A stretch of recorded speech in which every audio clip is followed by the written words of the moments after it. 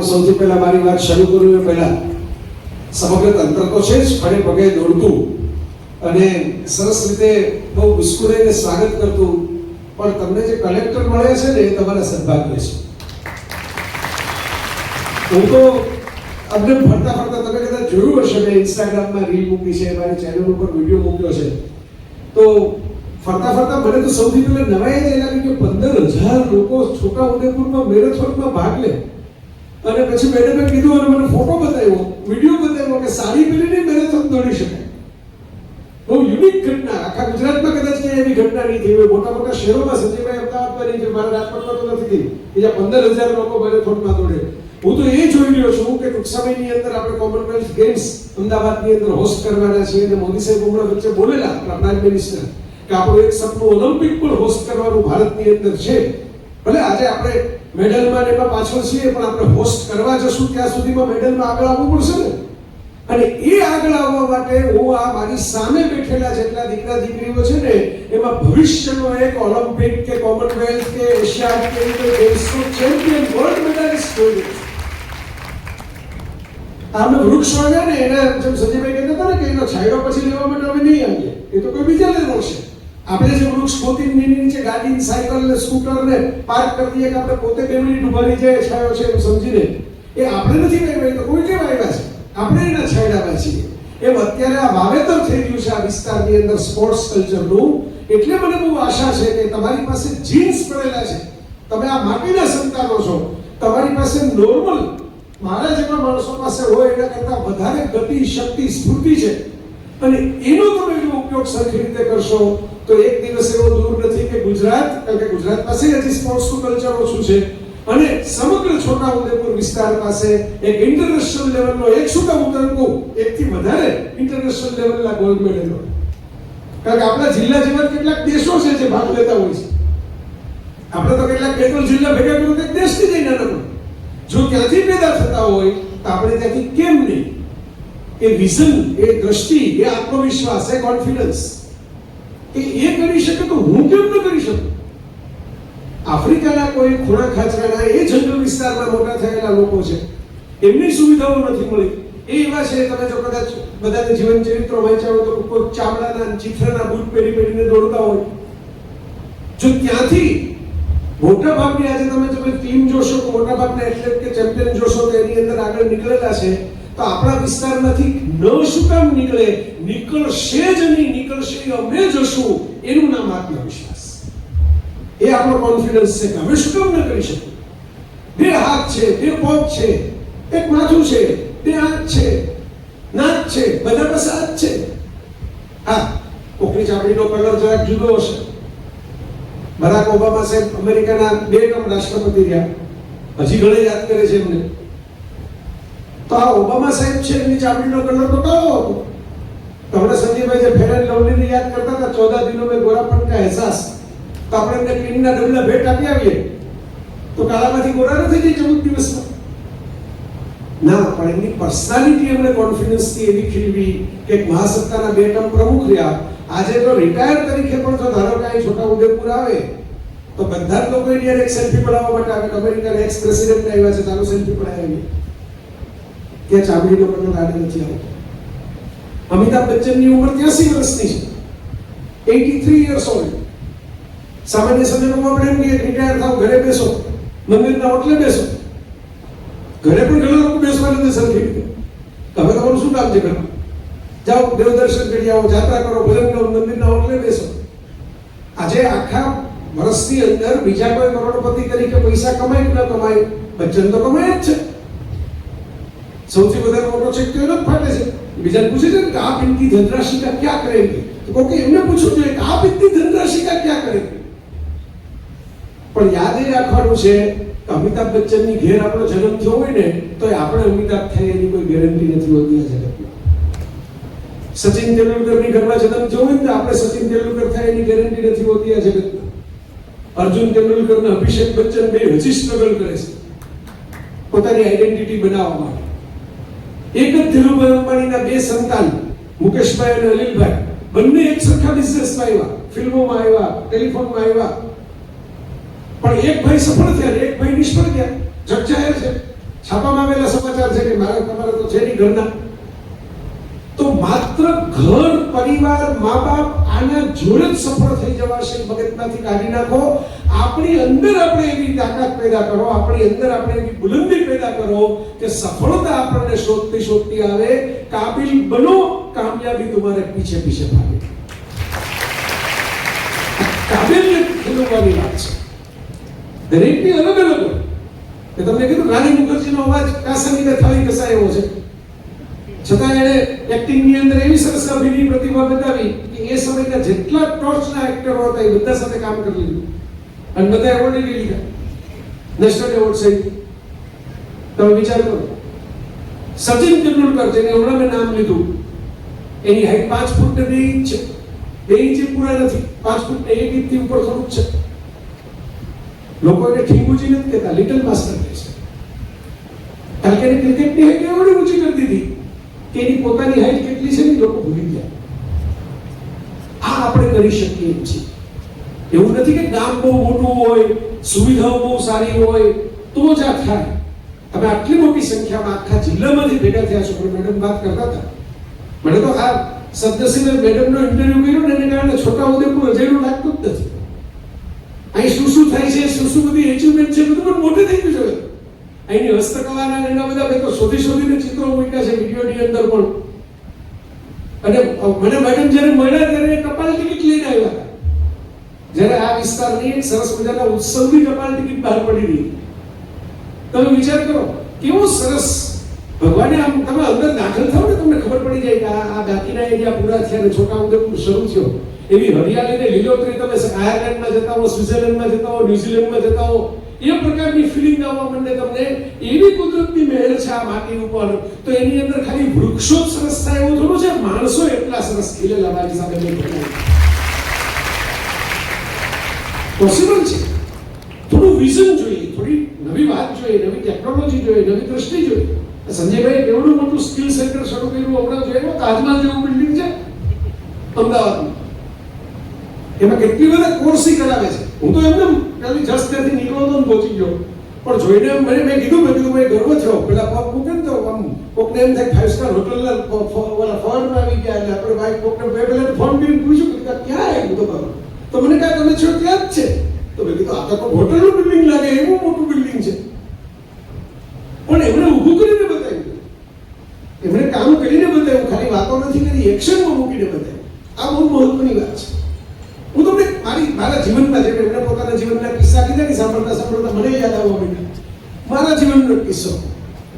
વર્ષો પહેલા, અત્યારે તો જીપીએસ ના જોડે બધા રાજાભાઈ ફોન આવે ને બધા અલગ અલગ ભૂમિકાબેન નો ફોન આવે, બધા મને ફોન કરે, પ્રવીણભાઈ ફોન કરે, બધા કે ક્યાં પહોંચ્યા. તો હું જીપીએસ માં જોઈને બધા તો અહીં પહોંચ્યો, પછી પહોંચ્યો ફાટક આવી પહોંચી ગયો ઘણો વહેલો, પણ 15 મિનિટ લગી ફાટક પાસે ઉભો, કારણ કે ફાટકમાં ટ્રેનનો ટાઈમ હતો. હું આવ્યો ત્યાં. તો આ દુનિયામાં આવું મારી સાથે થાય એવું તો તમારી સાથે થાય. તમે પહોંચો ને ફાટક બંધ આવે. એવો કે બહુ મોટી વાત નથી, બંધ ફાટકો ખુલી જ જતા હોય છે. પણ હું કાયમ માટે મારા લેક્ચરમાં કહેતો હોઉં છું કે રિક્ષા અને પરીક્ષા એક જાય તો બીજી આવશે. એટલે તમારે ક્યારેય પરીક્ષામાં કંઈક ખરાબ પરફોર્મન્સ થાય ને તો મરવાના વિચાર નહીં કરવાના. એમ માની લેવાનું કે એક રિક્ષા જાય બીજી રિક્ષા આવશે, એક પરીક્ષા ગઈ બીજી પરીક્ષા આવશે. પણ એના માટે આવશે જે ત્યાં ઊભા રહે છે, જે ટર્ન મારીને પાછા જતા રહે છે, ઘરે ગોદડા ઉઠીને સૂઈ જાય છે ને, એના માટે રિક્ષાવાળો ગોતવા નથી આવતો, પરીક્ષાવાળો ગોતવા. તો નેવિગેશનનો યુગ જ્યારે નહોતો, મોબાઈલ આવી ગયા હતા, પણ હજી આવા જીપીએસ નેવિગેશન આટલા પરફેક્ટ નહોતા. એ સમયમાં અમેરિકાથી એક મિત્ર મારી ઘરે આવ્યો. હું જ્યારે અમેરિકા ગયો હતો ત્યારે એમની ઘરે રોકાયો હતો. આપણે ગુજરાતીમાં તો વાતકી વ્યવહારવાળા હોય, એમની ઘરે રોકાયો હું તો નેચરલી એ આવે જ. પણ એમનો હેતુ જુદો. સૌરાષ્ટ્રના એક નાના ગામમાં જ્યાં હું વતન, એમના ફાધર ત્યાં મોટા થયા હતા. પોતે તો બહુ ત્યાં ગયા નહોતા, પોતે તો ભણવા માટે નીકળી ગયા, દેશ છોડી દીધો. પણ એમના પિતાશ્રી ગુજરી ગયા, એ ત્યાં પહોંચી ગયા હતા પછી. પણ એની પહેલા એમને એમ કીધું કે મારે મારા ગામમાં એક સ્કૂલ બનાવવી છે. તો પછી આપણે વાત કરી દીકરાએ ફોન ઉપર, અને ગામવાસીઓને કીધું કે 51 લાખ રૂપિયા હું આપું છું. આથી થોડાક વર્ષ પહેલાની વાત છે, એટલે 51 લાખ આપતા 1.5 કરોડ જેવા ગણે. અને બાકીનું થોડું ઘણું છે કે તમે મંજૂરી બધું મેળવી દો, પણ મારા પિતાશ્રીની સ્મૃતિમાં આપણે સ્કૂલ બનાવી. ગામવાસીઓ રાજી થયા.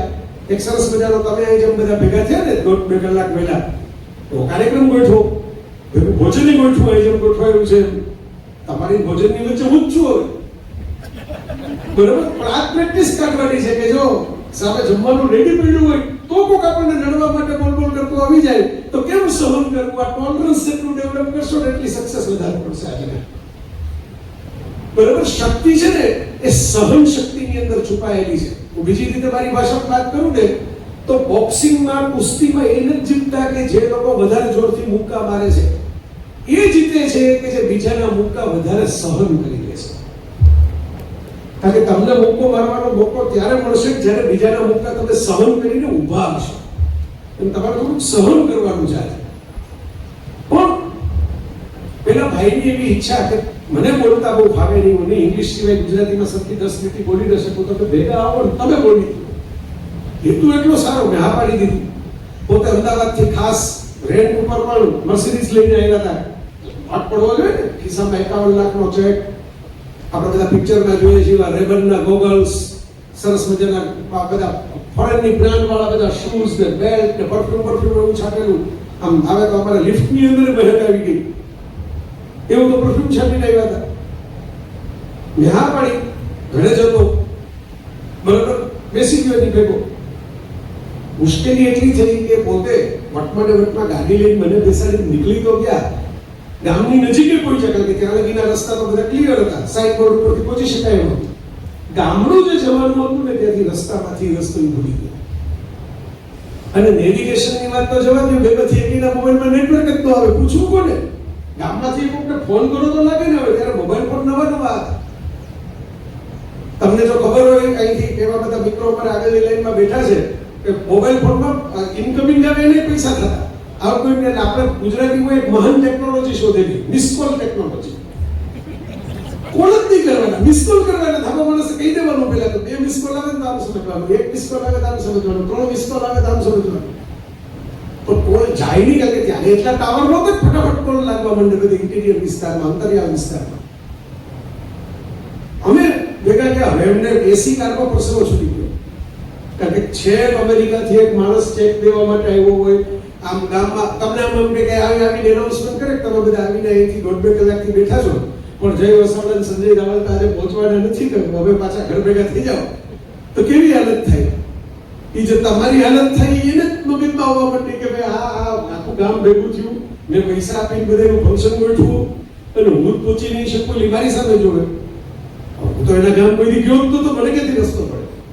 તો મેં હસતા હસતા કીધું કે તમારા અમેરિકામાં જેમ ત્યારે નહોતું, આપણે તો આપણે આવી ગયા. ત્યારે આપણે બહુ નહોતું એ કલ્ચર. મેં કીધું તમારે ત્યાં સીસીટીવી હોય ને એમ આપણે ત્યાં પણ સીસીટીવી હોય. દરેક ગામમાં 2-5 જણા એવા હોય, એને બધી ખબર. કોની માથે લોનના હપ્તા ચડી ગયા એ એને ખબર હોય, કોને ખેતીમાં શું વાવ્યું છે એ એને ખબર હોય, બરોબર. કોને આપણે તમે લગ્નની વાતો કરતા હતા ને, કોનું ક્યાં ગોઠવાણું છે એને ખબર હોય, કોનું ક્યાં તૂટી ગયું એને ખબર હોય. એટલે મેં હસતા હસતા કીધું કોક સીસીટીવી મળી જાય ને આવું અહીં લોકો તો એને ખબર હશે તમારું ગામ કઈ બાજુ કઈ દિશામાં આવ્યું. તો અમે નીચે ઉતરા. આવો જ ઉનાળાનો સમય, તડકો જોરદાર. પછી કોઈ દેખાડું નહીં ને તો હું ચાલતો બાજુમાં એક મારી ખેતર હતું, ખેતરમાં ગયો. ત્યાં એક સામાન્ય સ્થિતિનો મજૂરી કામ કરતો છોકરો, એ બહુ મોટી ઉંમરનો નહીં, એવો પાણી વાળતો હતો એટલે પાણી પાતો હતો બધા. મેં કીધું દોસ્ત આ ગામ? તો કે હા મારું જ ગામ છે. બહુ સરસ. મને કે નજીક જ છે, એની તૂટક ભાષા મને સમજાવે. તો મેં કીધું દોસ્ત એક કામ કર, તને આ મળે એના કરતા જાજા પૈસા અમે બક્ષિસમાં આપીએ, આજનો રીતનું અહીંનું કામ પતાવવાનું અમારું કામ કરી દે, જમવા ખાવા પીવાનું, તને તેડી મૂકી જવાનું બધું. પણ અમારે હવે ઇમરજન્સી છે, હવે જો મોડું થશે તો ગામમાં બધા આ તડકામાં બેસશે નહીં, બધા ખાઈ પીને ઘર ભેગા થઈ જશે ને સાહેબ અમારી ભેગા આવ્યા જેનું ફંક્શન છે એ પાણી જશે. છોકરો માની ગયો. મેં ગાડીમાં બેસેલો. ગાડી જરાક આગળ ચાલી તો મારી સામે જોઈને વાત મેં કરી હતી એની સાથે. ઓલા સાહેબ તો વાત બિચારા ગુજરાતીની સાથે કરી નહોતા શકતા. મારી સામે જોઈને મને કંઈક આમ નહીં આવે. મેં કીધું કેમ? તારા ગામમાં તને રસ્તો નથી મળતો? તો બેઠો જ નથી. મને આમ ન ચડે, તમે આમ તો ગાડી ફાસ્ટ ચાલે પણ રસ્તો ન ચડે.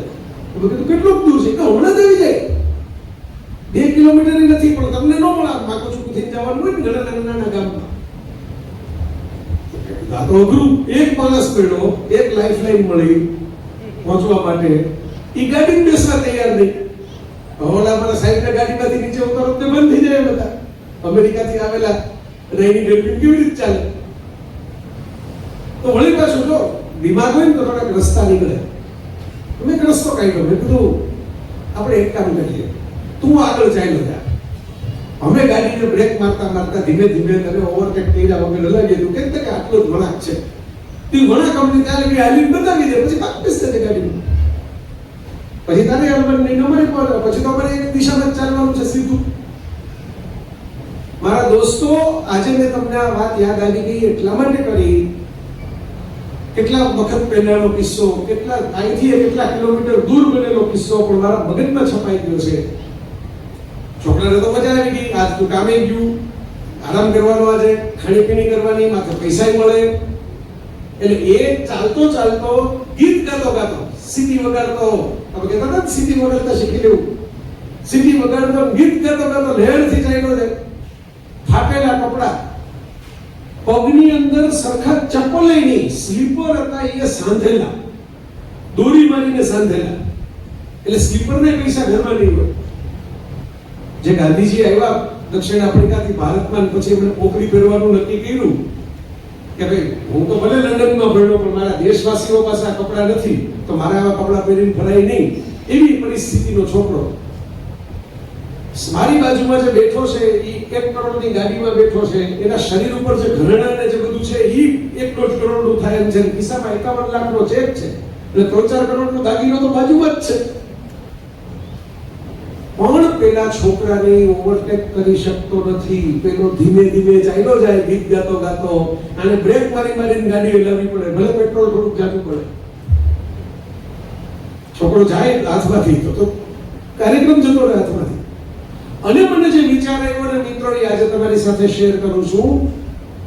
પેલા છોકરા પાસે સરખા ચપ્પલ નથી, પણ એ આગળ ચાલે છે, અને આ સાહેબ પાસે કરોડોની સંપત્તિ છે, અને અત્યારે બેઠા છે, 1 કરોડની ગાડી છે, અને કરોડોના કપડા પહેર્યા છે, ઘરેણાં પહેર્યા છે, ઘડિયાળ પહેરી છે રોલેક્સની, અને છતાં એ બ્રેક મારતા મારતા પાછળ ચાલે છે.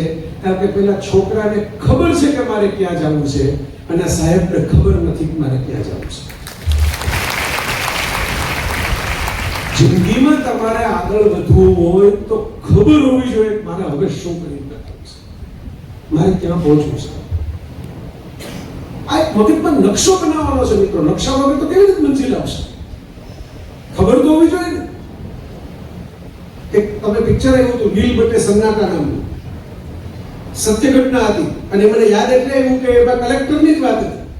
એ દીકરી ભણીને કલેક્ટર બને છે ઉત્તર પ્રદેશની અંદર. એની સ્ટોરી ઉપરથી આખું ફિલ્મ બનાવવામાં આવેલું, જેમાં વિધવા માતા છે, જે દીકરી આજે કલેક્ટર છે પણ ત્યારે કલેક્ટર નહોતી. મા બાપ બીજાના ઘરના વાસણ માંજીને ભણાવવાની કોશિશ કરે છોકરીને, અમે તો ન ભણ્યા પણ આમાંથી બહાર નીકળવા માટે તું ભણી લે.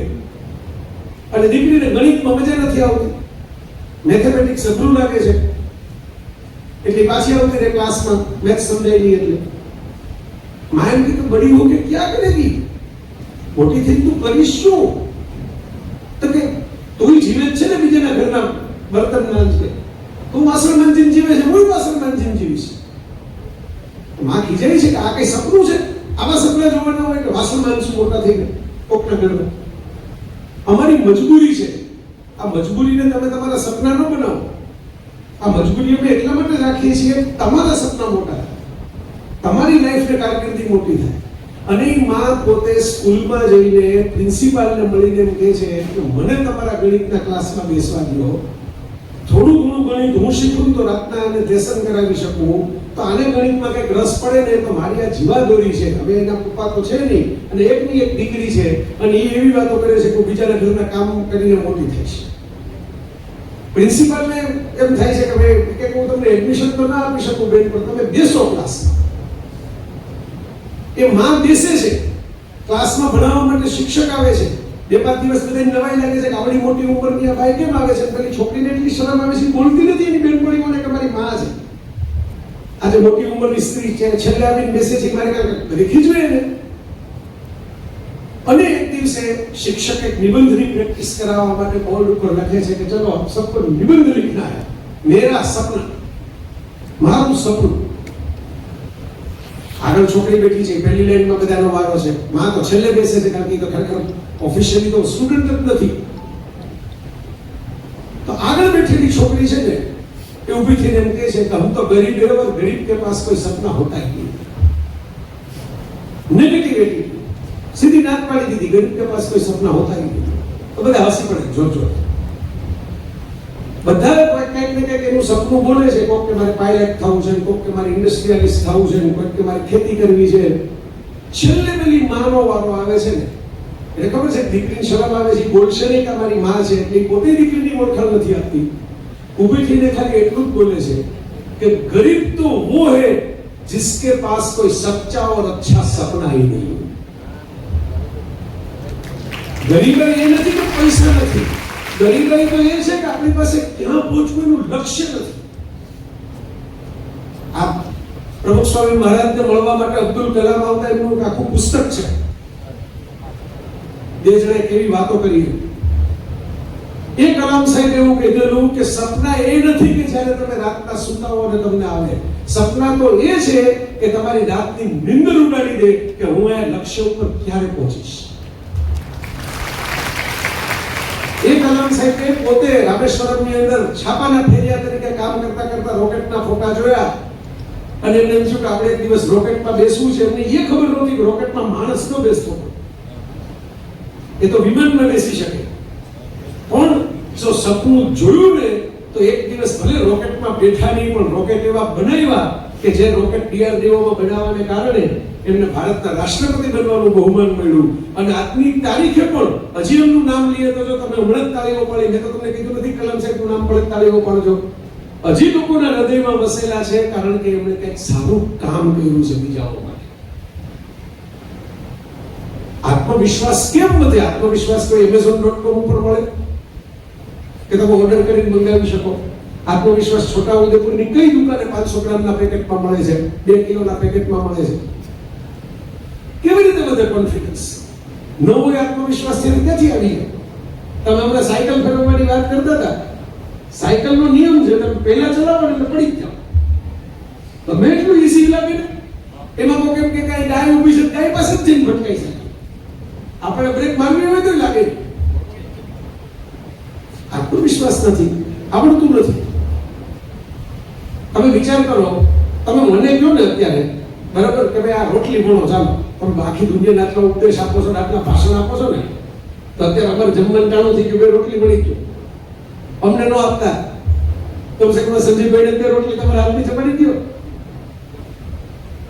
તો મારાથી રોટલી વણવા હું બેસું ને શરમે ધર્મે કે ભાઈ હાલો કેમેરા વાળા બધા ઉભા છે ક્યાં જાય, આપણે રોટલીમાં વેલણ ઉપર આમ ફેરવવું તો પડશે. તો એ અફઘાનિસ્તાનના નકશા જેવી થાય, ગુણો તો થાય જ નહીં. અને ચડે કેવી તમારે સમજી લેવાનું. આટલું વર્ણન કર્યું પછી તમારે ખબર પડી જાય ને કે કાચી જ રહેવાની હોય. તો આપણા ઘરમાં ટીવી ચાલુ હોય તો, ફોન ચાલુ હોય તો, બીજા 1000 કામ હોય તો એની વચ્ચે રોટલી ગોળ નથી જતી. મમ્મીઓને કોન્ફિડન્સ ક્યાંથી આવે છે ગોળ રોટલી વણવાનો? તો વિચાર કરો કઈ સ્કૂલમાં રોટલી વણવાના ક્લાસ ચાલે છે, રોટલી ગોળ કરવાના ક્લાસ ચાલે છે, કઈ સ્કૂલમાં સાયકલ ચલાવવાના ક્લાસ ચાલે છે. આ ક્યાંય કોઈ આપણને ભણાવતું નથી, છતાં આપણને આવડી જાય છે. આપણને 2 પગ ઉપર ઊભા રહીને બેલેન્સ રાખવાનું કોણે શીખવાડ્યું? ક્યાં ભાત કે ટુકડો દાવે છે કે કેમ બેલેન્સ રાખવું? છતાં આપણે બધા ચાલીએ જ છીએ બેલેન્સ રાખીને 2 પગ ઉપર. બહુ મોટી ઉંમર થાય ત્યારે લાકડી લેવી પડે કારણ કે બેલેન્સ જાય. આ વાત હું તમને એટલા માટે કરું છું મિત્રો કે કોઈ પણ જગ્યાએ કોન્ફિડન્સ એટલે આત્મવિશ્વાસ વધારવાનો એક જ સિક્રેટ રસ્તો છે, એક જ ફોર્મ્યુલા છે, એક જ મેજિક છે. Practice, practice, practice, practice. જેણે સાયકલ ચલાવવાની પ્રેક્ટિસ કરી હશે એ ખુલ્લા હાથે પણ ચલાવી નાખે છે. મને ઘણી વખત લોકો મોબાઈલમાં લેખ ટાઈપ કરતો જોઈને પૂછે કે હો તમે આટલી ઝડપથી લેખ ટાઈપ કરો? પ્રેક્ટિસ કરો. દર અઠવાડિયે 2000 શબ્દોનો લેખ આપવાનો હોય 2 લાખ આપવાના હોય અઠવાડિયામાં. દરેક વખતે તો બને નહીં કે હું ઘરમાં જ બેસીને શાંતિથી આમ ટેબલ ગોઠવીને સંજયભાઈ જેવું આમ સરસ ઓફિસના ટેબલ છે ગોઠવી લખતો હું. એટલે હું તો કોઈ મ્યુઝિયમની લાઈનમાં ઉભો હું એ બેઠો બધો પકડો લખતો હું. તો વિચાર કરે પ્રેક્ટિસ પડી ગઈ. એક હાથે હું લખી શકું છું 2200-2300 શબ્દ પ્રેક્ટિસ. અમારા બેને બોલવાની પ્રેક્ટિસ છે તો કોઈ પણ મિનિટે ઉભા કરી દીધું બોલવા માંડી. કેમેરો ચાલુ કરી દે બોલવા લાગ્યો. પ્રેક્ટિસ. જે બાબતમાં તમારે મિત્રો કોન્ફિડન્સ ઘટતો હોય ને, ફેસ ધ ફિયર. એ ડરનો તમે મુકાબલો કરો. ફિયર અંગ્રેજી શબ્દ છે FEAR એનો સ્પેલિંગ થાય. મોટા ભાગના લોકો એનો અર્થ શું કરે? ફોરગેટ એવરીથિંગ FEAN બધું ભૂલો ને ભાગો. બરાબર? ભય લાગે એટલે ભાગો. અને અમારા જીવનનો અર્થ એવો કરે ફેસ એવરીથિંગ. ફોરગેટ નહીં, ફેસ એવરીથિંગ. બધાનો મુકાબલો કરો એન્ડ રાઈઝ અને ઉપર ચડો. આ ઉપર ચડવાની રીતે આત્મવિશ્વાસ વગર આવવાની નથી. તળેટીમાં તમે ફોટો પાડો ને, પાવાગઢ જાઓ, ગિરનાર જાઓ, અંબાજી જાઓ, હિમાલય જાઓ, કોઈ પણ પર્વત જાઓ, ચોટીલા જાઓ, જે તમને અનુકૂળ આવે ત્યાં જાઓ. તમારા ગામમાં કોઈ મોટો ડુંગરો હોય તો ત્યાં જાઓ. તળેટીમાં મોબાઈલમાંથી સેલ્ફી પાડશો ને તો 2 દુકાનના પાટી આવશે, 2 ફોટા તમારા બાજુ ઉભા છે ભાઈબંધના મોઢા આવશે. પણ શિખર ઉપર જઈને જો સેલ્ફી લેશો ને તો નદી, પહાડ, ઝરણા, આખો વિસ્તાર અડધો કવર થઈ જશે એક જ સેલ્ફીની અંદર. એ જ મોબાઈલ છે, એ જ તમે છો. પણ ઉપર જશો ને તો દુનિયા મોટી થતી જશે. નીચે રહેશો ને તો દુનિયા નાની રહેશે. મારે તમારી દુનિયા ખોલવી છે. મારો તો આમાં બીજો હું તો હમણાં જતો રહીશ પાછો અહીંથી ખોલવી.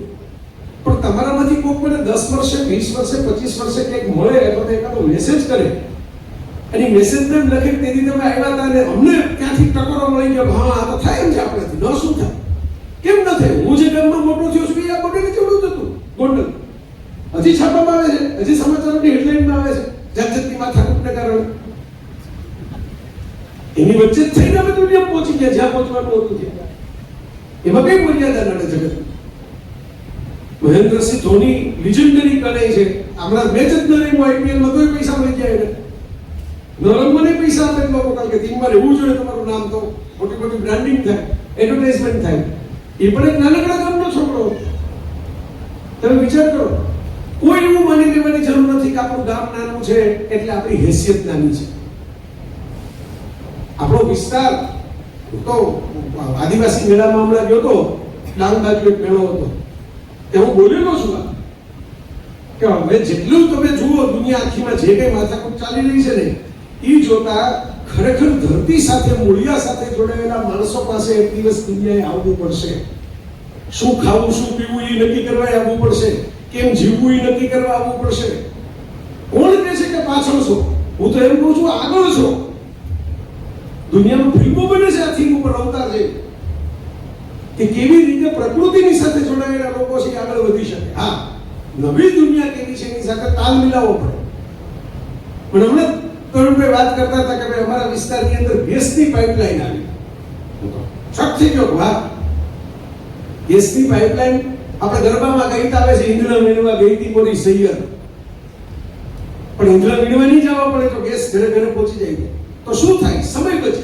એ સમયનું શું કરવાનું બચે? તો મોબાઈલની અંદર 10 ઇન્સ્ટાગ્રામમાં રીલ જોઈ નાખવાના નહીં, સ્કિલ ડેવલપ કરવાની. જો સ્કિલ ડેવલપ કરશો તો કોઈક આપણી રીલ બનાવશે. બેમાંથી બેનો ફરક સમજી લેજો. તમારે ખેલાડી થવું છે મિત્રો કે પ્રેક્ષક થવું છે? પ્રેક્ષક થશો કોકના માટે તાળી પાડતા રહી જશો. ખેલાડી થશો દુનિયા તમારા માટે તાળી પાડશે. ક્રિએટર થશો 10 લોકો તમને સલામ કરશે, બોલાવશે. કસ્ટમર થશો 10 લોકો તમને ધક્કા મારીને આગળ જતા રહેશે. તમારે નક્કી કરવાનું છે બેઠા બેઠા કે આપણે ક્યાં પહોંચવું છે. તમે કહો કે એનો રાઈટ ટાઈમ હોય, રાઈટ પ્લેસ હોય. રાઈટ ટાઈમ, રાઈટ પ્લેસ જેવું આ જગતમાં કંઈ હોતું જ નથી. આપણે જીવીએ છીએ એ રાઈટ ટાઈમ અને આપણે જ્યાં હોઈએ છીએ એ રાઈટ પ્લેસ. દુનિયા શું કરે છે એના ઉપર ધ્યાન આપવાની જરૂર નથી. આપણે શું કરવું છે એના ઉપર ધ્યાન આપવાની જરૂર છે. તમે વિચાર કરો, આપણે શું કરવું છે? कुछ करना है तो डट कर चल, थोड़ा दुनिया से हट कर चल, लीक पर तो सभी चलते हैं, कभी इतिहास को पलट कर चल. કંઈક કરવું હશે તો કંઈક નવું વિચારવું પડશે, નવો રસ્તો કરવો પડશે. દુનિયા આપણી નોંધ લે એના માટે આપણે પહેલા મજબૂત થવું પડશે. આ કવિતા બહુ સરસ છે, હિન્દીની જે મેં તમને સંભળાવી ને. अर्जुन सा निशाना रख मन में, ना कोई निकम्मा बहाना रख, देख लक्ष्य तेरे सामने ही है, बस उसी पे अपना ठिकाना रख. सोच मत साकार कर, अपने कर्मों से प्यार कर, मिलेगा तेरी मेहनत का फल, किसी और का न इंतजार कर. કોક આવીને આપણો હાથ પકડશે, કોક આપણું ભલું કરશે, કોક આપણને પૈસા આપશે, કોક આપણને બાવડું પકડીને સમજાવશે. આવા કોઈ કોક બન્યા નથી. તમે થાવ કોકના માટે તો થાય. જે લોકો આગળ નીકળ્યા છે એ પોતાની જાતે જ મહેનત કરીને નીકળ્યા છે, જાતે જ રસ્તા કરીને નીકળ્યા છે. મેં તમને હમણાં સાબિત કરીને ન બતાવ્યું કે મમ્મી પપ્પા ગમે એટલા મહાન હોય એને કારણે સંતાનો મહાન થાય એની કોઈ ગેરંટી આ પૃથ્વી ઉપર નથી. રામના મંદિર બને તો કૃષ્ણ બન્યા. વિચાર કરો, આપણી જ સંસ્કૃતિમાં કેવી સરસ સફળતાની ગાથાઓ છે. તમે કલ્પના કરો, ભારતમાં સૌથી વધારે મંદિર કોના છે? હનુમાનજીના. હાઈએસ્ટ નંબર ઓફ ટેમ્પલ હનુમાનજીના છે ભારતમાં, આખા દેશમાં. તમે જે વિસ્તારમાં જો એ જ વિસ્તારમાં હનુમાનજી રહેતા. વૃક્ષોની વચ્ચે, પહાડો, કંદરાઓ અને ઝરણાઓની વચ્ચે. એ ક્યાં કોઈ અયોધ્યા જેવી મોટી નગરીમાં કે હસ્તિનાપુર જેવી મોટી નગરીમાં રહેવા ગયા. ત્યાંથી એમણે પોતાની શક્તિ એવડી મોટી કરી, સૂક્ષ્મ રૂપ ધરી સિંહ દિખાવા, વિકટ રૂપ ધરી લંક જલાવા. જ્યાં નમ્ર થવાનું હોય ત્યાં નમ્ર થવાનું, જ્યાં પરાક્રમ દેખાડવાનું હોય ત્યાં પરાક્રમ દેખાડવાનું. કે રામની નજરમાં વસી ગયા અને આજે રામ કરતા વધારે મંદિર હનુમાનના છે આ પૃથ્વી ઉપર. આ તાકાત છે તમારી ટેલેન્ટની. ભારતીય સંસ્કૃતિના તમામ ઈશ્વરો છે ને કમ્ફર્ટ ઝોન છોડીને નીકળે પછી પૂજાના છે, એમને નથી પૂજાના. ઘર છોડીને બહાર નીકળ્યા પછી પૂજાના છે. પોતે જ્યાં સફળતા, અયોધ્યામાં 100 રાજાઓ થઈ ગયા, લિસ્ટ છે આખું, રઘુવંશ. પણ એના મંદિર એના રામના બન્યા, કારણ કે રામને વનવાસ મળ્યો. વનવાસ મળ્યો તો પડકાર આવ્યો જીવનમાં. પડકાર આવ્યો તો એસોસિએશન થયા, નવા નવા લોકો મળ્યા. અને એટલે રામાયણ ઉપર મારે એક વખત જ્યારે રામ જન્મભૂમિનું આ મંદિર બન્યું હતું ને, વડાપ્રધાન ઉદ્ઘાટન કરવા માટે ગયા પ્રાણ પ્રતિષ્ઠામાં, ત્યારે બોલવાનું હતું. ત્યાં હું પાટણમાં બોલેલો કે જે તકલીફમાંથી પણ તક શોધી આવે ને, એ તાકાતનું નામ છે ને એનું બીજું નામ રામ છે. વનવાસ એટલા માટે અપાયો હતો કે એનું રાજા તરીકે નામ જતું રહે. અને થયું શું? બધા રાજાઓના નામ ભૂસાઈ ગયા, પણ એક રાજાનું નામ હજી આખા જગતની અંદર એમ છે. ભારતમાં તો શું, ઇન્ડોનેશિયામાં મંદિરો છે. વિચાર કરજો, કંબોડિયામાં છે. તકલીફ આવી પણ એમને તક નહોતી લીધી. કૃષ્ણ તો રામથી આગળની પેઢી, જનરેશન 2.0. જનનતા તમે જ્યાં બધી સતીભાઈ વાતો કરતા હતા ને, મને કૃષ્ણ યાદ આવતા હતા વાત સાંભળતા સાંભળતા. કેટલી બધી ગોપીઓ હતી, રાધા સહિત કેટલા ગીતો હજી ગવાય છે, બરોબર. પણ બધા છૂટી ગયા તો કૃષ્ણ પાછું વળીને ત્યાં જોવા માટે ગયા નથી. પોતાની પર્સનાલિટી એવી ડેવલપ કરી, પોતાના કાંડે સોનાની દ્વારકા એવી બનાવી કે કોઈ રૂકમણી સામેથી પ્રેમ પત્ર લખીને એમના ઘરમાં આવે. અને એક રૂકમણી નહીં, બીજા ઘણા એવા. આ વિચાર કરવાની સમજવા જેવી વાત છે. આ કૃષ્ણ છે. હું કાયમ કહેતો હોઉં છું કૃષ્ણને યાદ કરીને, અને વિદ્યાર્થીઓને તો સાચ સમજવા જેવું છે. સોનાના મુગટવાળા કેટલા બધા ત્યારે હતા મહાભારત કાળમાં. કોઈના મંદિર નથી, યુધિષ્ઠિર નથી, કોઈ એની પૂજા નથી કરતું, કોઈ સવારના પરમાં એનું નામ લઈને શરૂ નથી કરતું. ધર્મરાજ કહેવાતા તો જીતેલા પાંડવ તો એ હતા કોઈ. પણ જેને કોઈ વસ્તુ સોનાના મુગટનો મોહ નથી રાખ્યો, પણ ધરતીમાં પડેલું રમતા રમતા મળેલું મોરપીંછ માથા ઉપર રાખ્યું છે ને, એનું વ્યક્તિત્વ એવું બન્યું કે લોકો સોનાના મુગટવાળા ભૂલી ગયા, મોરપીંછવાળાના જન્મદિવસ હજી દર વર્ષે ઉજવે છે. આ પર્સનાલિટી ડેવલપમેન્ટ કરવાનું છે. પોતાને સાથે જો એમના વડીલોની ચિંતા નથી કરી. મથુરા વડીલોની નગરી હતી, છોડી દીધી. હું જાતે બનાવીશ. મથુરાધિપતિ નહીં કહેવાય, હું દ્વારકાધીશ કહેવાઈશ. મારી દ્વારકા, મારા કાંડે બનેલી દ્વારકા. અને એમણે જ્યારે ભગવદ ગીતા સંભળાવવાની વાત આવી ને, એક્ઝામ આવે ને જે બીક લાગે ને, તૈયારી તો કરી હોય, વાંચ્યું તો હોય, ભણ્યા તો હોય, પણ પછી બીક લાગે કે પરીક્ષામાં આમ થશે તો તેમ થશે તો, આ નહીં આવડે તો ઓલું નહીં આવડે તો. ઘરે પછી પ્રેશર આવવા માંડે, લખતા પ્રેશર આવવા માંડે, જવાબ શરૂઆતમાં પેપર વાંચ્યું હોય ત્યારે યાદ હોય, કલાક પછી ભૂલવા માંડે કે હવે આ કયો જવાબ હતો. આવું જ અર્જુનને જ્યારે થયું ત્યારે પણ કૃષ્ણનો મેસેજ બહુ ક્લિયર છે, તું તારું ગાંડીવ ચલાવીશ તો હું તારા માટે રથ ચલાવીશ. તારે જો ગાંડીવ ચલાવવાનું ન હોય તો એવી અપેક્ષા રાખતો નહીં કે મારો સગો થાય છે, મારો સખો થાય છે એટલે હું સુદર્શન ચક્ર ફેરવીને તને જીતાડીશ. હું હથિયાર ઉપાડવાનો નથી. હથિયાર તારે ઉપાડવાનું, લડવાનું તારે. જો તું લડવા તૈયાર હો તો હું તને માર્ગદર્શન આપતા તૈયાર છું. આજે પણ પૃથ્વીના બધા ઈશ્વરો આજ કહે છે આપણને. હમણાં શાહરુખ ખાનના ઇન્ટરવ્યુ જોતો તો અદ્ભુત વાત એને કરી. એને એમ કીધું કે મને ફર્સ્ટ ક્લાસની ટિકિટ લોકો આપે પ્લેનમાં, જેમાં લાંબા થઈને તમે સૂઈ શકો, પણ હું સૂતો નથી, કારણ કે એક વખત તમને લાંબા થઈને સૂઈ જવાની આદત આવે ને પછી 60 વર્ષે શરીર જે અત્યારે ફિટ રાખ્યું ને હું ફિટ રહે નહીં. એટલે ટિકિટ મને ફર્સ્ટ ક્લાસની મળી હોવા છતાં મારા ફેમિલી મેમ્બરો ફર્સ્ટ ક્લાસમાં સૂઈ જાય, હું બેઠો રહું સીટ ઉપર. કારણ કે 9 કલાક સુવાની ટેવ જો પાડી દો ને નરમ ગાદલામાં, તો પછી જે એક્શન કરવાનું આવે ને 60 વર્ષે થાય નહીં, પછી પિક્ચર પીટાઈ જાય. કોઈ પણ સફળ માણસોને તમે જોશો ને તો તમને આ વાત મળશે. પણ ક્યાંથી તમારે એની શરૂઆત કરવાની? મારી પાસે ફોર્મ્યુલા છે. આને 2 શબ્દો તમારે ઇંગ્લિશના યાદ રાખવાના, તો તમને સમજાવી દો, બધું યાદ રહી જાય એવું છે. આરટીઆઈ અને ડીસીપી, 2 શબ્દો આમ તો જાણીતા છે. આરટીઆઈ નામનો કાયદો છે, ડીસીપી તો પોલીસમાં હોય, પણ એની વાત આપણે નથી કરતા. R for reading, T for thinking and I for innovation. જો આપણી પાસે કોઈ એવી ટેકનોલોજી નથી કે લોહી જેમ ચડાવીએ આપણે કોઈનું ઓછા થઈ ગયો હોય બ્લડ કાઉન્ટ, એવી રીતે મગજ કોઈનું ચડી જાય એવું છે કોઈ પાસે ટેકનોલોજી કે ભાઈ આ મગજ ઓછું છે તો આપણે થોડું મગજ વધારવું હોય તો થોડું ઓપરેશન કરીને 2 હારા મગજ ગોતી ફિટ કરી દો. આલ્બર્ટ આઇન્સ્ટાઈનનું મગજ હજી સચવાયેલું છે. એવા ભેજાબાજ વિજ્ઞાની હતા કે લોકો હજી મગજ સાઈડનું છે પણ ફિટ કઈ થાય એમ નથી. ટ્રમ્પ સાહેબનો જન્મદિવસ કાલે જ ગયો, એ તો અમેરિકન પ્રેસિડેન્ટ જેમ નો કીધે મારા ફિટ કરજો, જરૂરી છે થોડી ફિટ કરવાની. બરોબર, પણ એ નથી કહી શકાય કારણ કે એવી કોઈ ટેકનોલોજી નથી કોકનું મગજ કોકનું ફિટ થઈ જાય. પણ મારી સંજયભાઈ પાસે એ ટેકનોલોજી છે. અમે બેમાંથી બહાર નીકળ્યા છીએ. એક પુસ્તક કોઈને લખ્યું, તમે તો એ ટાઈમમાં હતા જ નહીં, તમે જગ્યાએ નહોતા. એને 30 વર્ષ જિંદગીના પૂરા થયા પછી એક કિતાબ લખી, એ તમે 3 કલાક તમારી જીવનના ફાળવીને વાંચી લીધી એટલે એનું 30 વર્ષનું મગજ છે ને એ આખું તમારામાં ટ્રાન્સફર થઈ ગયું. સીધું ડાઉનલોડ સરસમાં. એટલે આપણને જે બધા મોબાઈલના રવાડે ચડાવે છે ને એ બધા સારા વાચકો છે. માર્ક ઝકરબર્ગ લાઇબ્રેરી એમ કરીને ગૂગલમાં સર્ચ કરજો, એ માર્ક ઝકરબર્ગ જે વોટ્સએપનો, ઇન્સ્ટાગ્રામનો, ફેસબુકનો ત્રણેયનો માલિક છે. 8000 પુસ્તકોની પર્સનલ લાઇબ્રેરી છે. જે વિન્ડોઝ આપણે લેપટોપ એના વગર કોમ્પ્યુટર ખુલતું નથી, વિન્ડોઝ વગર આપણું મોટા ભાગનું આપણે ત્યાં એપલ અને વિન્ડોઝ બેઝ સિસ્ટમ છે.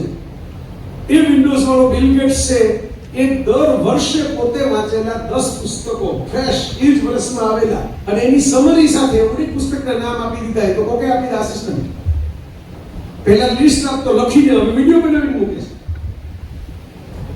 જે સ્ટીવ જોબ્સે એપલ બનાવી, દુનિયાની સૌથી મોટી બ્રાન્ડ, જેના ફોન લેવા માટે હજી લોકોને સપના આવતા હોય છે, આ ફોન એકવાર આવી જાય ને તો જલસો થાય. સંજયભાઈ કહેતા હતા ને બધું ગોઠવાઈ જાય, બધા હવેથી આવી જાય કે આ ફોન આપણા હાથમાં હોય.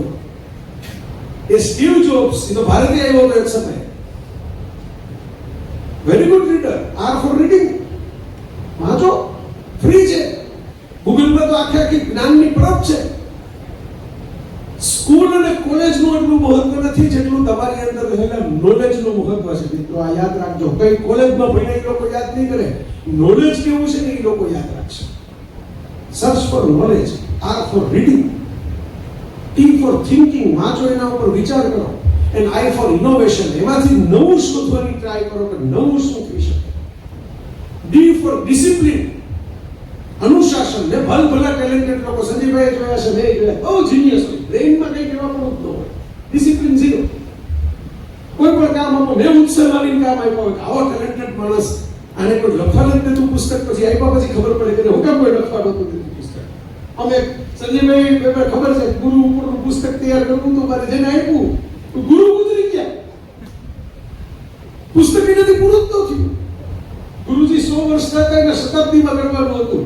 શતાબ્દીમાં કરવાના પુસ્તક પછી ગુરુજી 2 વર્ષ થઈ ગયા. 100 વર્ષ પછી 102 વર્ષ થયા, પણ લેખકથી પુસ્તક પૂરું ન થયું. જેને સંપાદન કરવાનું હતું ને નથી.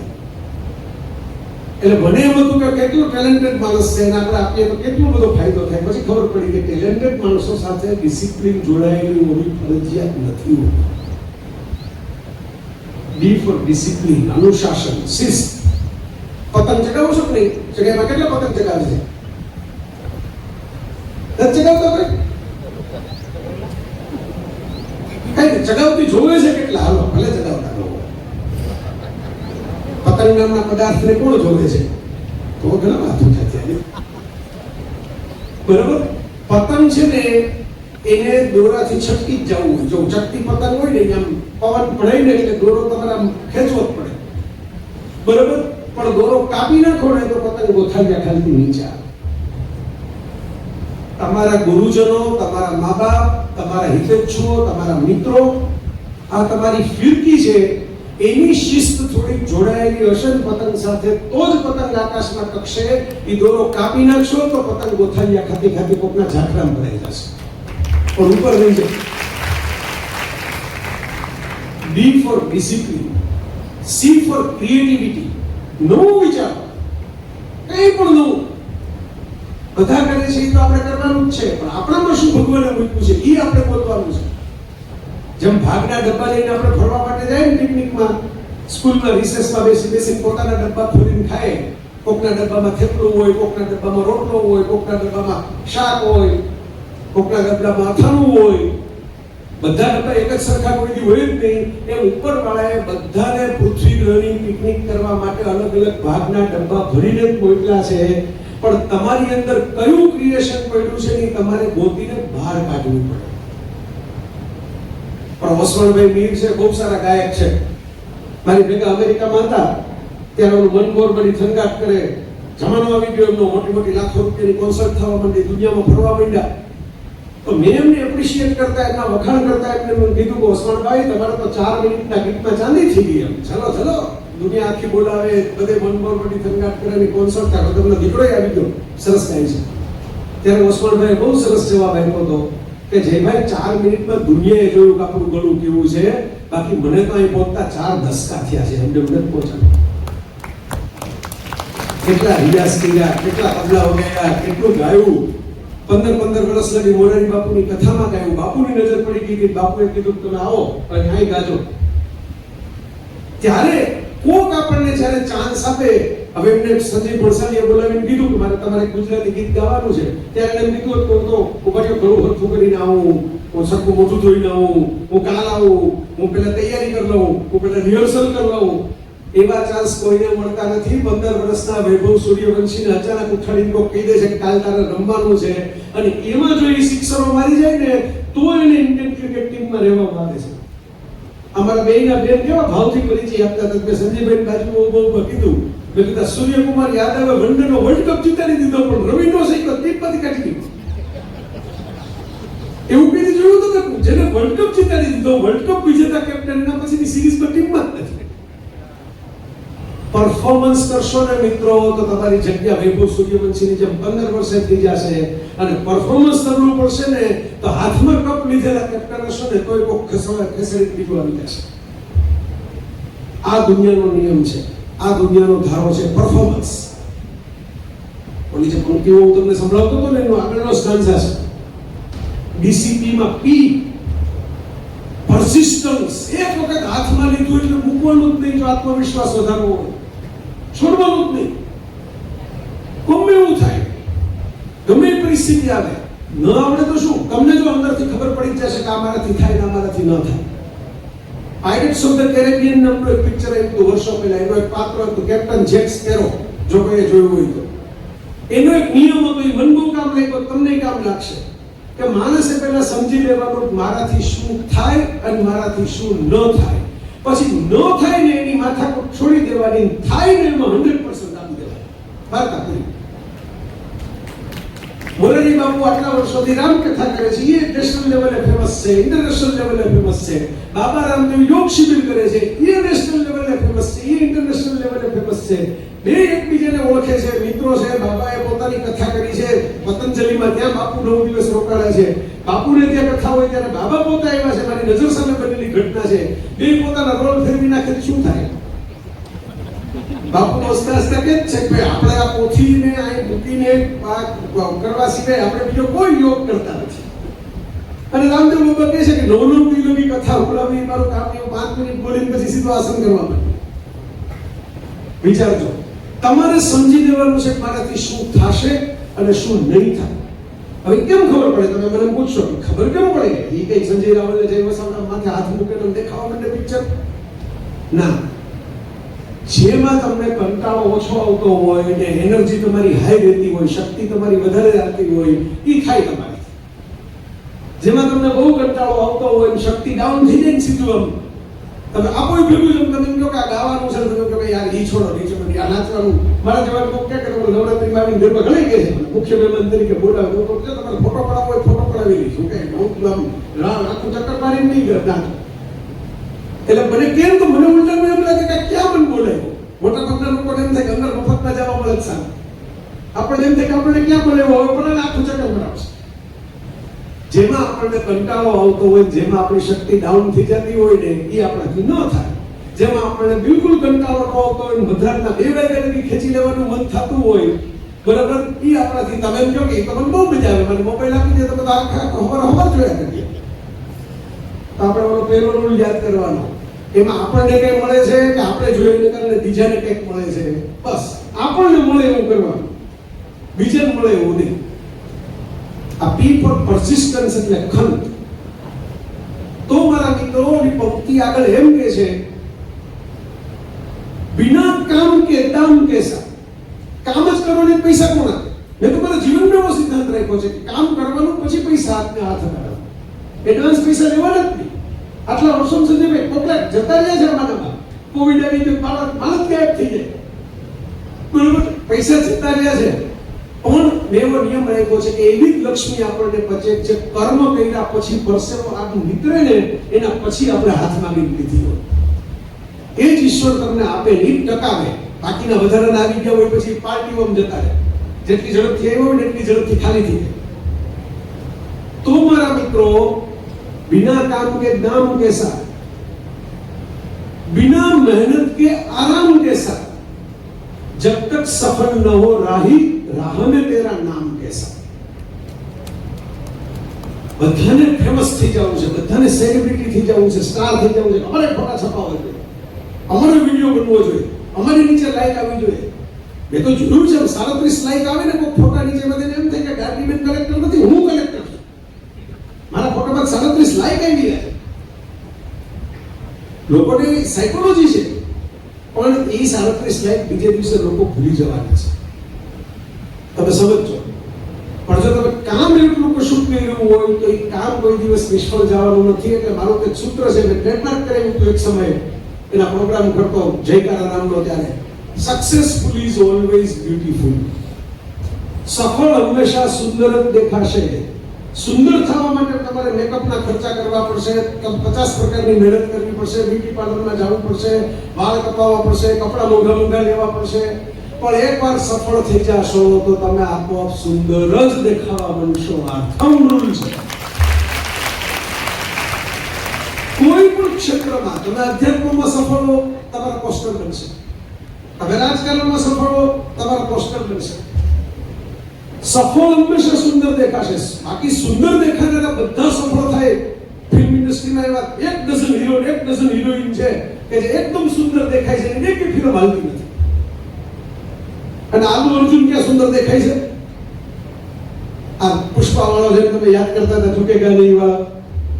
કોઈ એમથી સુંદર નથી દેખાય, એની ખબર છે બહુ સુંદર નથી દેખાય. સફળ છે. સફળ છે તો આપણે હમણાં એમ કહ્યું કે આ 2 જણા જાય પછી ઓલો પુષ્પા વાળો આલુ અર્જુન આવવાનો છે ને ઓલો કેજીએફ વાળો યશે ભેગો આવવાનો છે. આ કોઈ જમવાનો છે. અત્યારે બધાને મનમાં વિચાર આવતા છે કે પૂરું થાય જમવાનું શરૂ થાય, પૂરું થાય જમવાનું શરૂ થાય. પણ હમણાં આ એનાઉન્સમેન્ટ કરું કે 2 જણા આવવાના છે, ખાસ છોટા ઉદેપુરની મુલાકાતે. બરાબર, બેયને આપણે પડદા ઉપર જોઈએ એટલે કે 3 દીથી નાયા નથી, 6 દીથી દાઢી કરી નથી. સફળ થશો, સુંદર લાગશો, સ્ત્રીઓ કે પુરુષ. સફળતા મહત્વની છે. સફળતા માટે આત્મવિશ્વાસ મહત્વનો છે. આત્મવિશ્વાસ માટે મહાવરો, પ્રેક્ટિસ મહત્વની છે. અને પ્રેક્ટિસ કરવા માટે તમારે સમય આપવો પડશે, એ મહત્વનું છે. છેલ્લી 5 થી 7 મિનિટની વાત કરું, બહુ મહત્વની વાત છે. એટલે છેલ્લે રાખી તમે બરાબર ઘરે લઈને જાઓ. હમણાં અમે વૃક્ષારોપણ કર્યું. એક તો આ વિસ્તાર આમે ગ્રીન, એમાં મને માહિતી મળી. હું વાંચતો તો છોટા ઉદેપુર વિશે ખબર પડી કે કેટલા લાખ નવા વૃક્ષો બનાવવાનો સંકલ્પ કરી દેવામાં આવ્યો છે આ વિસ્તારની અંદર. આટલી સરસ હસ્તકલા ને બધું તો છે જ, કુદરતની મહેરબાની છે. એક સમય એવો આવે કે ભાઈ લોકો ખાસ જોવા માટે આવશે આ વિસ્તાર. મેં કીધું ને ચેમ્પિયનો અહીંથી પેદા થશે. મેં તમને સ્પોર્ટ્સના ચેમ્પિયનની વાત કરી. એવું થોડું જરૂરી છે કે સ્પોર્ટ્સના ચેમ્પિયનો જગતની અંદર કામ કરે. બે પ્રકારના ચેમ્પિયન જોશે ને. મકાન બનાવવા વાળા પણ જોશે હાથમાં પથ્થર ઉચકીને, અને મકાનનો નકશો બનાવવા વાળા પણ જોશે કે જે નકશો બનાવે તો પથ્થર ઉચકીને એ મુજબનું મકાન તૈયાર કરી દે. આ બંને પ્રકારના ચેમ્પિયનો આપણને જોશે. આપણે જે સંસ્થાની અંદર આ હોલમાં છે ને, ઘણા બધા ફોટા છે પ્રમુખ સ્વામી મહારાજ. ગોલ્ડનમાં મેં એકવાર એમની પાસે એક સરસ વાક્ય સાંભળ્યું, હું નાનો હતો ત્યારે. એજ્યુકેશન, શિક્ષણ 3 H નું હોય છે: હેડ, હેન્ડ એન્ડ હાર્ટ. હેડ માથું, બુદ્ધિનું શિક્ષણ. હેન્ડ શ્રમ, મહેનતનું શિક્ષણ. એન્ડ હાર્ટ લાગણી, સંવેદના.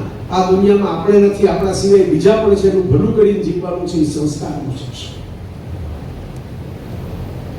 અમે વૃક્ષારોપણ કરતા હતા ત્યારે અમે બે ધ્યાન રાખ્યું, પછી માટી હરખી પડે બરાબર. પછી બધાએ કહ્યું માટી વગેરે ગમે એટલું સરસ વૃક્ષ હોય, 2 દિન થયો ખતમ થઈ જાય, માટી અંદર પડે નહીં.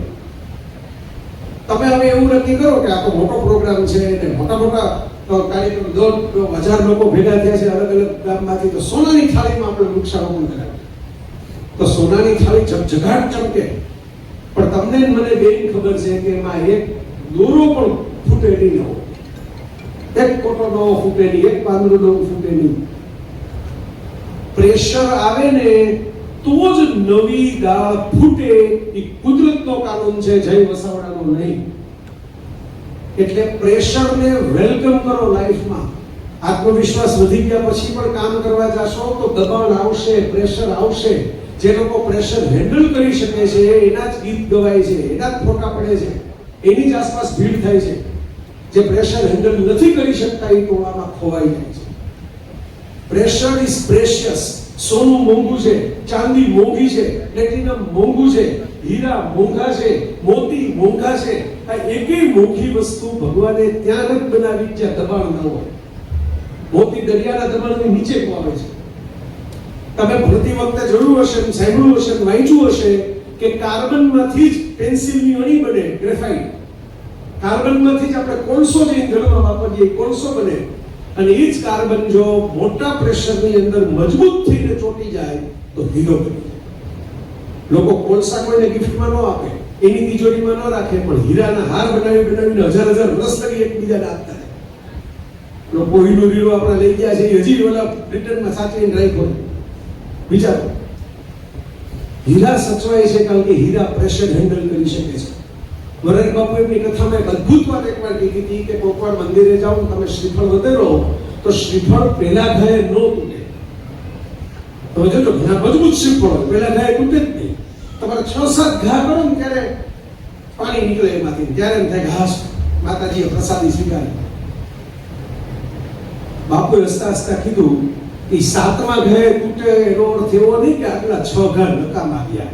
એ આગલા 6 ઘાએ લાગ કર્યો ને ત્યારે 7મા એ શ્રીફળ તૂટ્યું. એમ તમને શરૂઆતમાં નિષ્ફળતા મળે, નાસીપાસ ન થતા મિત્રો, એ નકામું નથી જાતું. તમે નવું શીખો છો. જિંદગીમાં હાર જેવી કોઈ ચીજ નથી મિત્રો. જિંદગીમાં હાર જેવી કોઈ ચીજ નથી. કાં જીત છે કાં શીખ છે. કાં જીતશો કાં નવું શીખશો. બીજો વિકલ્પ જ નથી. એક સાથે હું તમને એમ કહું કે હાલો આવી લગી આવ્યો જ છું, આટલે દૂર તો પાછો તરત કેમ આવું? હાલો હું તમને આજે હું સંજયભાઈ ભેગા થયા છે, અમે કથા કરી નાખી આજે બરોબર. તો હવે બે જ વધીએ પછી છેલ્લે એકબીજાની વાતો સાંભળવા માટે બાકી બધે ઉપાધિથી ધીરે ધીરે જતા રહે. તો કોઈ પણ જીવનમાં ભણવાનો તૈયારી કરવાનો નિયમ છે. તમે આખા મહિનામાં જેટલા રોટલા ખાઓ એટલા એક ટકમાં ન ખાઈ શકો. ધારો કે તમે 2 રોટલા ખાઓ છો દિવસના, તો 60 રોટલા તો થાય ને મહિનાના. 60 રોટલા તમે મહિનામાં બધે પચાવી જતા હશો. પણ હું કહું કે અત્યારે 60 રોટલા મારી નજર હવે ખાઈ જાઓ, કેમ તમે આખા મહિનામાં ખાઈ જ જાઓ છો, આજે ખાઈ જાઓ. ધીમે ધીમે ટુકડે ટુકડે જેટલી વાતો પચશે એટલી એક સાથે નાખી દેશો તો નહીં પચે. એટલે જેને પોતાની લાઈફ બનાવવી હોય, જેને પોતાની કરિયર બનાવવી હોય, એ લોકો આજે એક સાથે બધું કરી નાખો તો એવું ન કરો. રોજના 10 પાના વાંચવા છે. વાંચવા એટલે 15 પુસ્તકો વાંચી નાખવા છે. ટાર્ગેટ ન બનાવતા, બીજે દી મોટો થઈ જશે. શેરડીના રસનો 1 ગ્લાસ પીવો, 2 ગ્લાસ પીવો, 3 ગ્લાસ પીવો, પછી પેટ ના પાડે પણ હાંજ પેટે પાછી તરસ લાગે, પાછો 1 ગ્લાસ પીવો. એમ ધીમે ધીમે કરતા કરતા જે તમે તમારી જાતના અપગ્રેડ કરશો, ડેવલપમેન્ટ કરશો ને, પરમેનન્ટ કાયમી થશે. પેલું એક સાથે કરવા જશો ને 2 દિવસમાં 5 દિવસમાં થાકી જશો, મૂકી દેશો. ધીમે ધીમે શરૂઆત કરો. 5 પાના રોજના વાંચવા છે, બસ આટલું છે, વધારે કાંઈ નહીં. 5 નવી વાત સાંભળવી છે. તમને એમ થાય કે આમાં બોકો બોલતું હોય બહુ મજા આવે, પછી ઘરે જાય બધું જોશ ઉતરી જાય છે, તો નાવું લોટ પડે ને. આવી ભારતમાં ગરમી પડે છે, તેમાં તમે એમ કહો કે હું આજે નાહ્યો તો હવે હું આવતી દિવાળીએ નાહીશ, તો કોક આપણને નવડાવી જાય બાજુ બેઠા હોય ઢગલો કરી. આ એક જ વાત શીખવાની જરૂર છે કે રોજ તમારે કંઈક ને કંઈક કરવું પડશે. આત્મવિશ્વાસ કોઈ એક વખતની ઘટના નથી, ડેઈલી ચાલતું સર્કલ છે. તો દબાણ આવે એનાથી થાકતા નહીં. તમે હમણાં બધા ભોજન લેશો, જે ભોજન લેશો એના પછી મને કઈ આવીને પહેલું શું પૂછવા માંગ્યું, તમારે ફ્રેશ થવું છે? આપણે શબ્દ જ વાપરીએ છીએ, ફ્રેશ થવું. ફ્રેશ થવું શું કામ? શરીરમાં થોડો કચરો ભેગો થયો હોય, નીકળી જાય તો માણસના અંદરથી હાશકારો થાય. મેં તો પુસ્તક લખ્યું કે જય સંજયભાઈ પાસે છે, મારા 25 વર્ષ લેખનના થયા ને, તે મેં પાછળ છેલ્લે લાસ્ટ કવર પેજ ઉપર લખ્યું કે સુખની 2 ચાવી છે, ખડખડાટ અને ઘસઘસાટ. ખડખડા ઘસી લેવું, ઘસઘસાટ ઊભી જવું, આનાથી મોટું સુખ નથી આ જગતમાં. એક કાકા હતા 84 વર્ષના, વ્યાખ્યાન માટે હું ગયો મુંબઈ જૈન સભામાં. આમ વાંચી મને કે એક રહી ગયું છે પુસ્તક મારા હાથમાં હતું, મેં વાંચ્યું, છેલ્લું પાનું વંચાય, 15 નંબરના નો વંચાય. મેં કીધું શું રહી ગયું? આ હાથું જ છે, ખડખડાટ ને ઘસઘસાટ. સુતા જેવું સુખ નહીં, આખી દુનિયા જો થવું હોય થાય, આપણે સુઈ ગયા બરોબર. હૈસા જેવું સુખ નહીં, મોટું લટકાવીને થોડું ફરવાનું હોય આખી જિંદગી. તો મને કે પેટ સાફ આવે, સડસડાટ, એ મોટું સુખ છે. સડસડાટ એ જેના ન આવે બહુ દુઃખી થતા હોય, એ બીજાને દુઃખી કરી રાખે આખો દિવસ. તો આ દુઃખ જે છે ને, આ સુખ અને દુઃખ, એ ઉપરવાળાએ શું વ્યવસ્થા કરી છે? શરીરમાં જેટલો કચરો ભેગો થાય એ સમયસર નીકળી જવો જોઈએ. આ સાદું સાયન્સ છે. તમે વિચાર કરો, આ ભૂમિકાબેન બેઠા ને, એમના કાકા છે અમેરિકા, એ સાયન્સના એક્સપર્ટ છે ને, વિડીયો બેઠા બેઠા બનાવ્યા કરેલો ભૂપેન્દ્રસિંહ. તો એ સાયન્સ છે, આ વિજ્ઞાન. શરીર રાખે જ નહીં. તમારી જો આ 2 સ્વીચ શરીરે તમને આપી જ નથી. તમે ગમે એવા મોટા એક્સપર્ટ હો, ગમે એવા મોટા મહાત્મા હો, ગમે એવા મોટા લેવલે પહોંચી જાઓ ને, તો એ પ્રેશર આવે તો ભાગવું જ પડે. આપણે બોલીએ જ છીએ ને 5 મિનિટ આપો માટે, પછી બીજી બધી વાત. હમણાં આપણા મિનિસ્ટર સાહેબ છે, ગડકરી સાહેબ, વિડીયો છે એમનો, પોતે જ બનાવ્યો છે બરોબર. તો ઉદ્ઘાટન કરવા કંઈક ગયા કોલેજની અંદર, સાહેબને રસ્તામાં વાર લાગી હશે કે એવી જગ્યા મળી નહીં હોય, એટલે એને પેલા બધા કહે કે સાહેબ આપણે રિબિન કાપવાની છે. સાહેબ કે રિબિન પછી, પહેલા મને હું ટોયલેટમાં તો મળી આવું, પછી આપણે રિબિન કાપશું. પછી બહાર આવીને કીધું કે જો હું મિનિસ્ટર તરીકે બધાને આરોગ્યની બધી ઘણી સરસ સરસ ટીપ્સ આપતા હોય છે, અમે પ્રવચન કરે ત્યારે કે આ બધાને ટીપ આપું છું. માણસની કિડની ઉપર પ્રેશર ન આવે ને એવા જ પ્રોગ્રામ કરવા, એનાથી લાંબા પ્રોગ્રામ કરવા જ નહીં. આપણે ધ્યાન રાખવાનું કે બરોબર કે ભાઈ પ્રેશર આવે ને માણસ દબાવીને બેઠો રહે એવા પ્રોગ્રામ નહીં કરવાના. હવે તમને એમ થાય કે આ શું ચાલુ કર્યું? એ એટલા માટે ચાલુ કર્યું કે કુદરતે તમને સ્વિચે નથી આપી, એ પોતાના હાથમાં રાખી છે, તમારું કોઈ હાલત નહીં. તો આ શારીરિક કચરા 48 કલાકની અંદર શરીરમાંથી સાફ થઈ જાય ને, એને હેલ્ધી બોડી જે સંજયભાઈ કહે ને 60 વર્ષે પુશઅપ પાડવું, એ કહેવાય હેલ્ધી બોડી. કારણ કે કચરા સાફ થઈ જાય છે ઓટોમેટિકલી. નો થાય ત્યારે તમારે ડોક્ટર પાસે જઈને સુઈ જવું. અને પછી જાત જાતના ખેલ ચાલુ થાય, બરોબર, મોંઘા બધું થાય.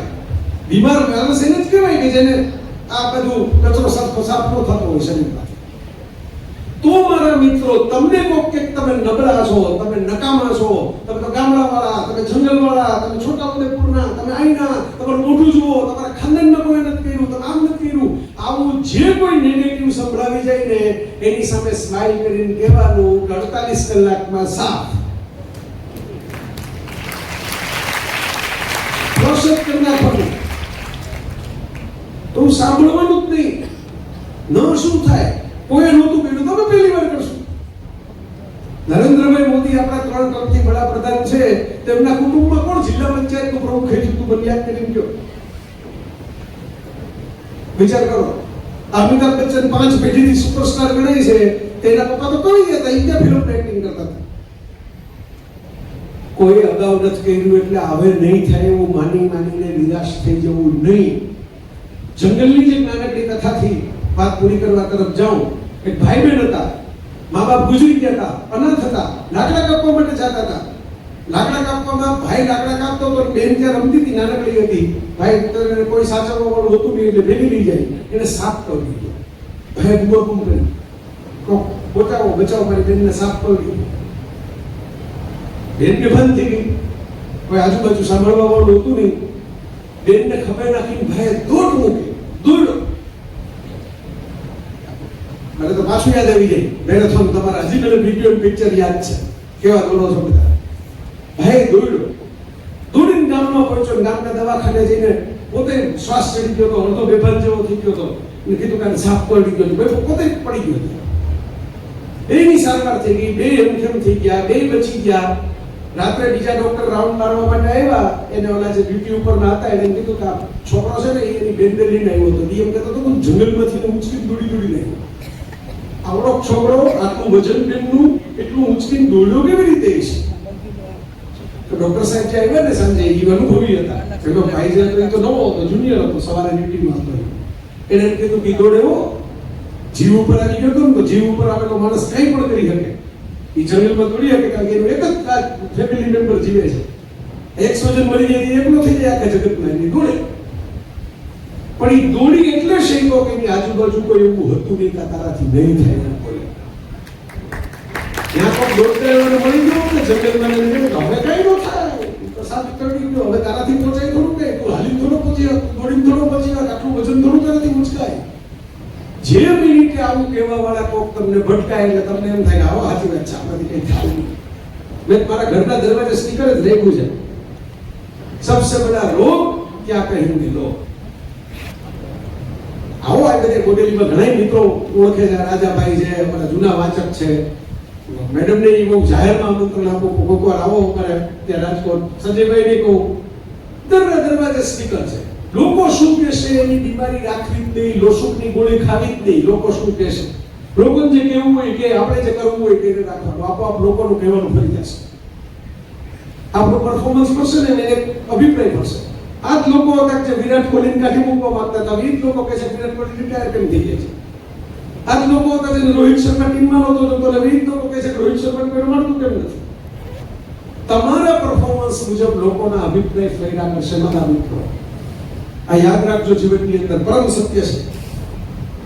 એટલે તમારે ધ્યાન એ રાખવાનું છે કે દુનિયાને જે કહેવું હોય કે આપણું લક્ષ્ય નક્કી કરો, આપણી તૈયારી નક્કી કરો, આપણા સપના જુઓ, સપના મુજબની ક્ષમતા કેળવો, અને એના પછી પોતાની જાતને જેટલી ડેવલપ કરી દો કે તમારે કોઈની મદદ લેવાની જરૂર જ ન